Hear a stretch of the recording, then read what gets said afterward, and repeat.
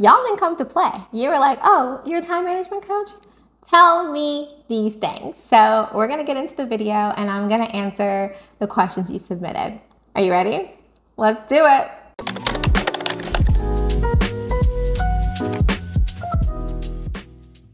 Hello there. My name is Melissa Kalo. I am the time management and self-care coach for the Wellthy Mama community. I'm super pumped to be here, especially today. This is my first Ask Me Anything video. Hopefully it won't be my last. So we're gonna get right into it because we have quite a few questions to answer today. The first question is, can you share a bit about your journey and what inspired you to become a time management and self-care coach? First of all, I did not aspire to become a coach, a life coach of any way, shape, and form. I'm actually a data analyst by trade. I'm a math nerd and a geek, and I love being in Excel. I did not plan this for my life, but I'm glad I'm here. I was diagnosed with breast cancer in December 2020, and that rocked my whole world. I mean, cancer runs in my family, and I thought I had prepared myself for potentially getting this diagnosis, but there is no preparing yourself for hearing you have cancer. There's no preparing yourself. So I did a whole lot of soul searching, as you can imagine. I thought I was gonna die. So it just made me ask myself some really tough questions, and I didn't like the answers. So I fought hard for my life. I negotiated. I like to think I tried to negotiate with God. And I was like, Lord, if you save my life, I'm going to do better. I'm going to live better. I'm going to live according to my values. I'm going to be obedient. And thankfully, he saved my life. And I wanted to make good on my promise. And that meant for me sharing my story. So as I was going through chemo and treatment, I started writing more and sharing my story on Instagram and my blog. And I realized I loved to write, and it was very therapeutic for me, and other people were responding to it, and it seemed to be helping them. And it just led me to a path where people were reaching out. I was connecting with them. And someone actually said to me, hey, have you actually ever thought about coaching? Like, you'd be a great coach. And I laughed it off so hard. It's kind of ridiculous now when I think about it, but I think that was a message from God now of sending someone to literally say the words, like, consider coaching. So after I got cleared, had my surgeries, I decided to, dream bigger for my life. And I pursued my life coach certification. I got that, and here I am. I didn't initially come out being a time management coach. That's something that had to evolve as I started working more with women, and then I found that my heart was with working moms, but they kept saying, I don't have the time. I don't have the time. I don't have the time for this. I don't have the time to work with you. I don't have the time. And I was like, you know what? I'm a project management professional. I'm a data geek. I love schedules. I do it for myself all the time. Let's find the time. Let me help them find the time. So that's how I got here, and I love it here. So yeah, I hope I was able to answer that for you. Okay, the second question is, tell us more about your brand, Wellthy Mama. What does it represent, and what motivated you to create it? It took me a while to realize it, but working with women who've had breast cancer, I feel like it's too late.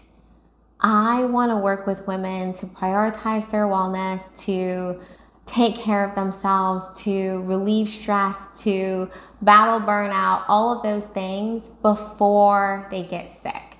I don't want anyone to go through what I went through. I do not recommend. I do not recommend it. I needed the wake-up call, and I received it, and I am thankful for it.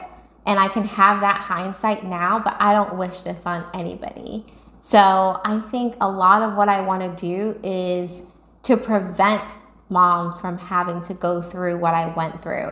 And it's not just the impact on them, it impacts your entire family in ways that you may not even know when you get sick. I want to redefine what motherhood looks like.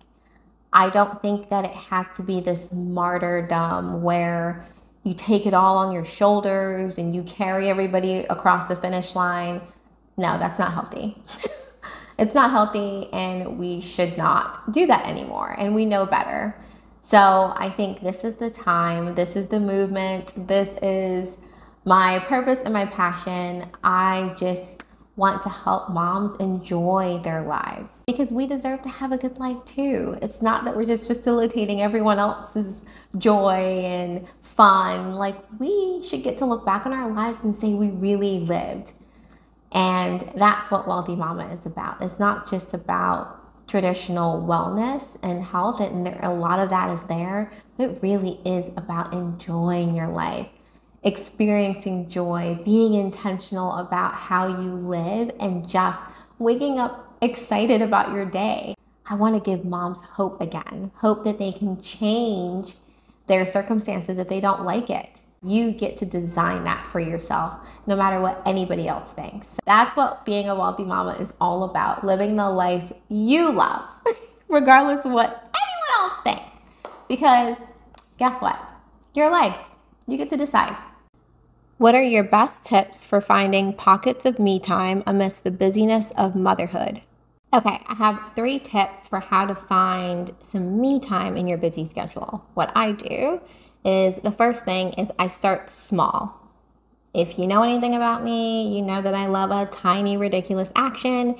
I think with me time, you want to start small too. Stop thinking that it has to be this big thing. Stop thinking that you have to, me time is only when you can take a trip somewhere, and that happens what, once, maybe twice a year? No. Me time can be 5 minutes. As long as it is nourishing to your soul and it fills your cup, then that is me time. So you can read a chapter of a book. You can, do a little morning stretch. You can even, me time could be just slowly putting on your face products. Whatever feels really good to you and feels like you're being kind and loving to yourself, I consider that me time. My second tip is to schedule it. I'm a time management coach. I'm going to tell you to schedule it. It doesn't get done if you don't make time for it. So please put it on your calendar. I don't care what kind of calendar you have. It could be a Google Calendar, an Apple Calendar. I don't know what they call it, iCal. You can tell I'm an Android girl. But you want to put that self-care, that me time for you, put it on your schedule, and you have a much greater chance of actually doing it. And number 3, you gotta delegate, mamas. We are not here on this earth alone, and we need to stop acting like everything that we need to do ourselves. I want you to phone a friend, phone a family member, and ask them, hey, can you pick up my son from here? Can you, watch my daughter next week? Create pockets of me time for yourself by creating a tribe. And if you feel kind of weird about asking someone for something, get with another mom and swap. So you're giving each other a little bit of me time, and you don't feel weird that you're just taking all the time. How do you deal with mornings that feel chaotic and overwhelming? If I'm having a chaotic and overwhelming morning, my goal is just to try to get through it with grace. I really just don't want to yell anymore. I used to yell. It takes a lot of energy. I don't feel great about it. Now, if there's an emergency and my kid is crossing the street and cars coming, I'm gonna yell to save their lives.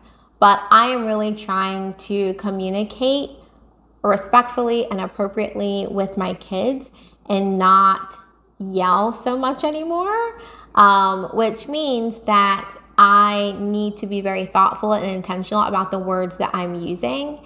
So I try to do that even when I'm having a chaotic morning. I also breathe a lot. It's something that people don't talk about enough, but breathing really helps.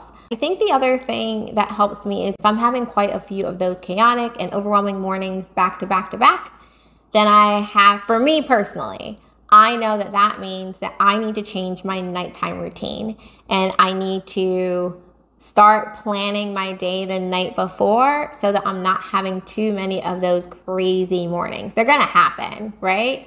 But the more that we can do the night before, my family, we put our water bottles, we pack our water bottles. Sometimes the kids pick out their snacks the night before if we think it might be like a crazy morning. They take out their clothes for school. Like, we do all of that the night before because I am not naturally a morning person. So I'm not gonna lie to myself and tell myself, oh, you're a mom, you need to be a morning person. No, I'm not gonna fight what is natural within me. I'm not a morning person. I like my sleep. So I get up with just enough time and, we go about our day, but we have it down to a pretty good science. And this year, I'm proud to say we've been getting to school super early. Not just early, not on time, super early. So I'm just telling you, if you find yourself having too many chaotic mornings, look at that nighttime routine and start planning more things at night. You will be so thankful that you did it, and your kids and your husband will love you for it as well. Do you ever feel like you're not doing enough as a mom? How do you overcome that? I mean, heck yeah.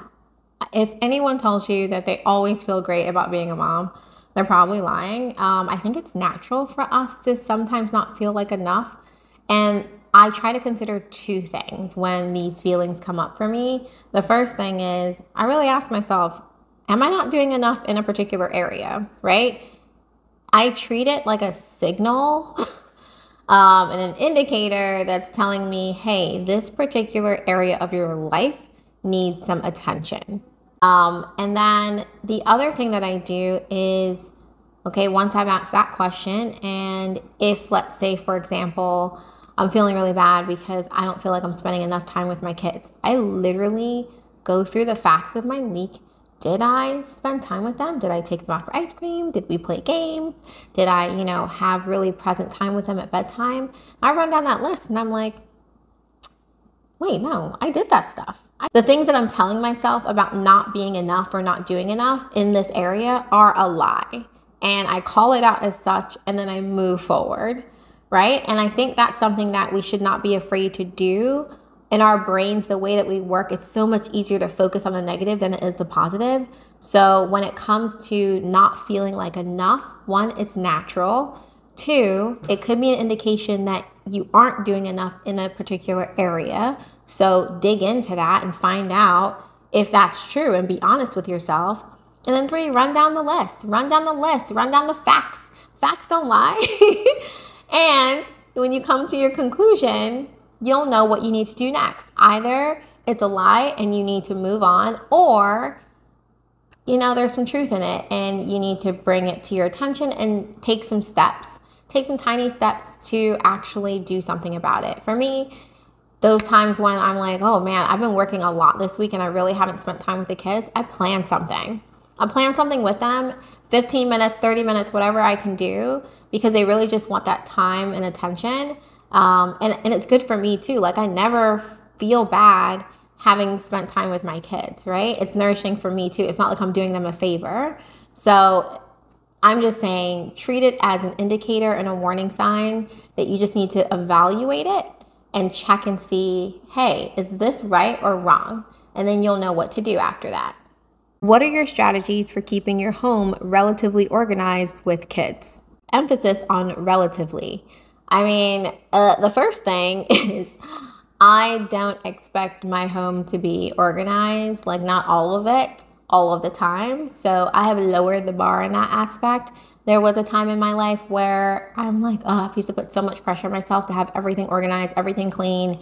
And that is no longer the case. Like, I will step over some laundry in a heartbeat now if I think that it's just not going to serve me. I just don't have the time for it. I will make the time for it. It's not going to sit there forever.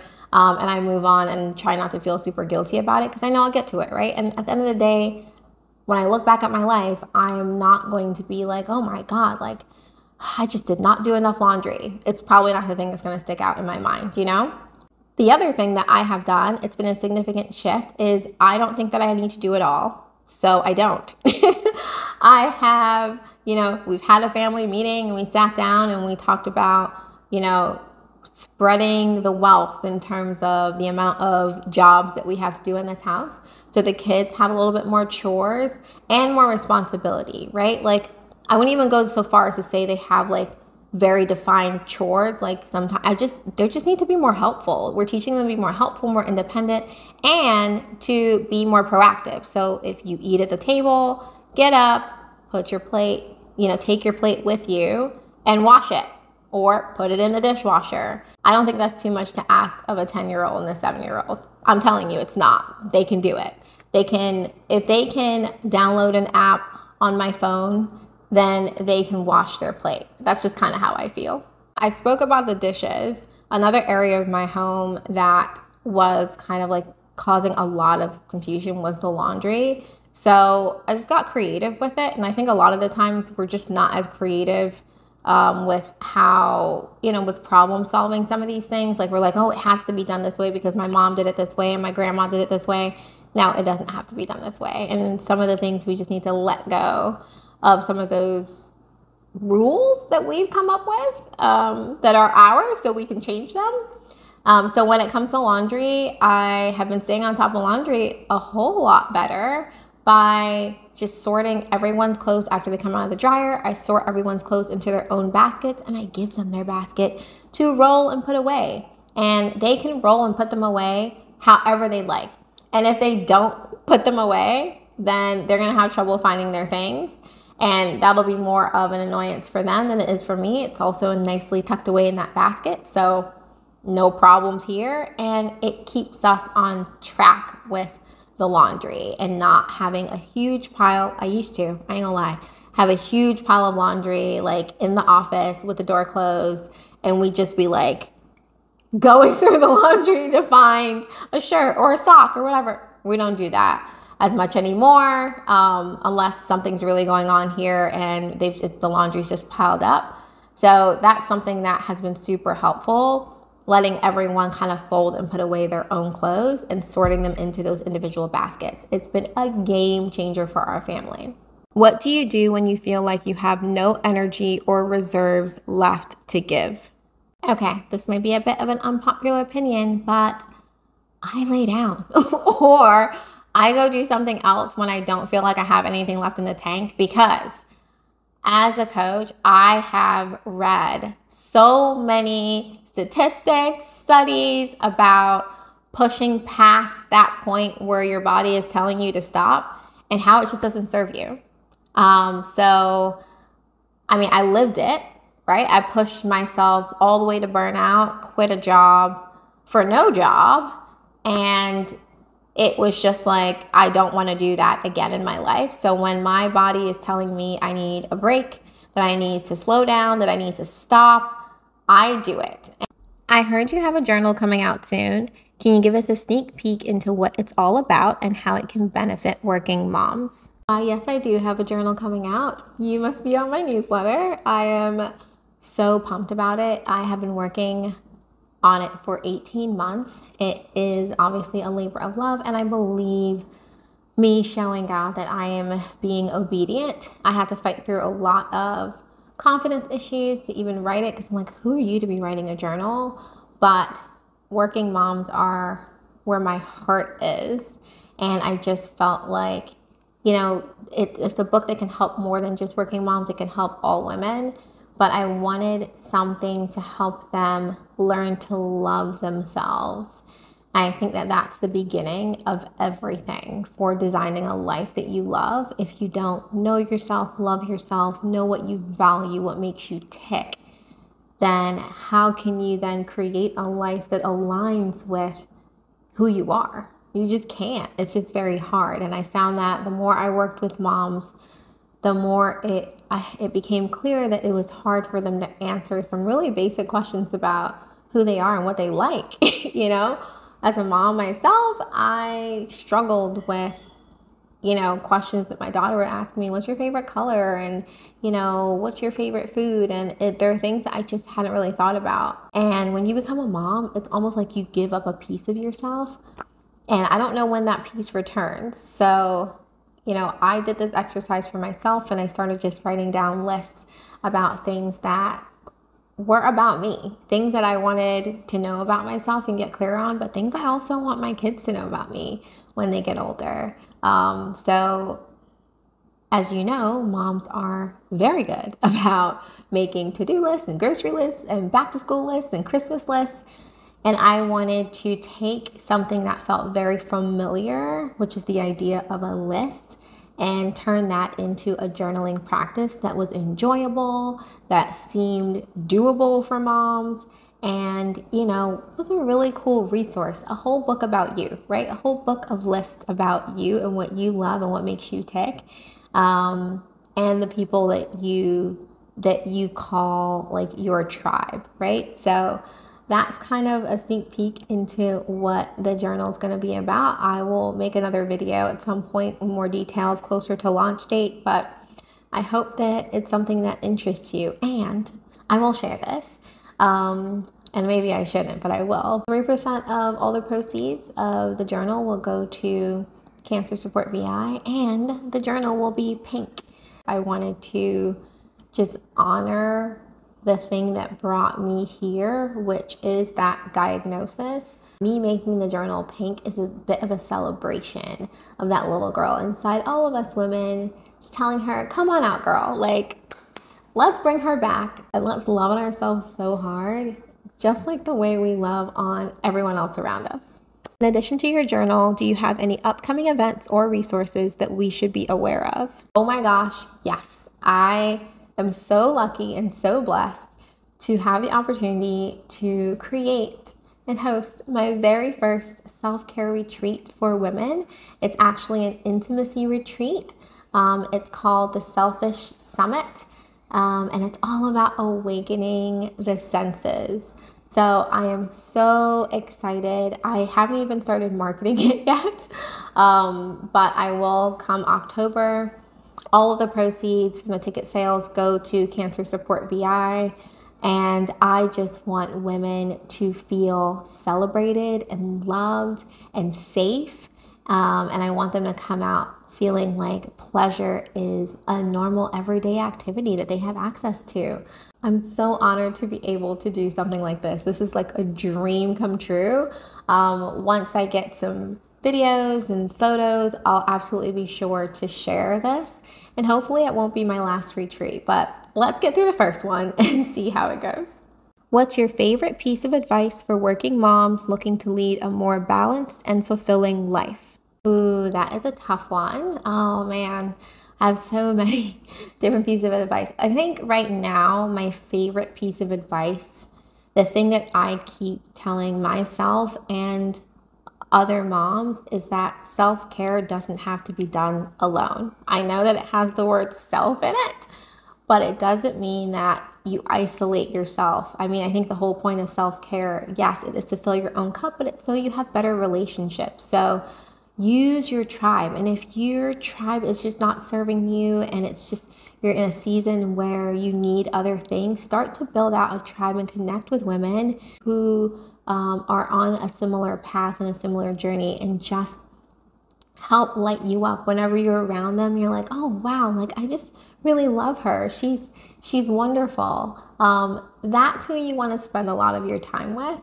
And those women are the women that you'll be able to lean on to help you on your self-care journey, whether it is to give you ideas, to set a good example, or to maybe even actually support you, and you can swap, like I talked about earlier, and build that trust with your families so that you're giving each other the time and the time and the opportunity to actually build self-care into your lives. Well, hopefully that was helpful for you. I hope that you got to know a little bit more about me and why I even created the Wellthy Mama brand in the first place. There's so much that I want to do with this community, and I hope that you're willing to take this ride along with me. I have so many ideas for videos that I want to do for you, but I want to make sure that it's actually helpful for what you're going through. So if you don't feel comfortable leaving something in the comments, please, I will put my email address down below, and just send me an email of things that you want to see, and I'll be happy to make those for you. So until next time, live and be well.